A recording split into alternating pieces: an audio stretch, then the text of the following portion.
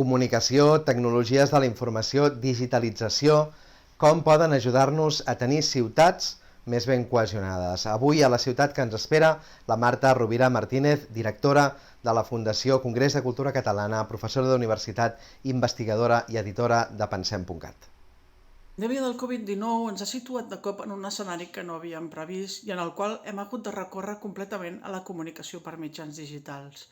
Després d'anys parlant de Smart Cities i de gestió de dades a gran escala, ara ens trobem davant del repte d'utilitzar tot el potencial de la comunicació digital per tal de garantir la cohesió social i la reducció de les desigualtats a les nostres ciutats. I aleshores és quan ens adonem que tenim assignatures pendents. La primera és la de garantir l'accés a internet a tothom. Les necessitats educatives en aquest terreny han posat de manifest que hi ha mancances. Famílies que no tenen accés a internet o que no tenen els dispositius necessaris per a l'educació a distància. La nostra societat hauria de garantir que qualsevol estudiant, del nivell que sigui, tingui els mínims necessaris per a aquesta connexió i l'aprenentatge en format digital.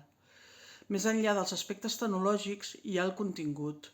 El coneixement es distribueix avui fonamentalment a través d'internet.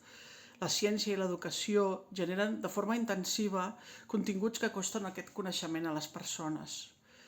Cal que hi hagi una estratègia perquè el nostre país disposi d'accés a continguts de qualitat a la nostra llengua, a través d'estratègies de ciència pública i de creació de continguts pedagògics de qualitat. No hem de deixar de banda tampoc el paper que els mitjans de comunicació poden jugar en aquest terreny, com ha demostrat un programa com l'Infocar. La televisió i la ràdio públiques poden ser motor de canvi si es plantegen com poden contribuir a potenciar les eines de distribució del coneixement i de l'aprenentatge a distància.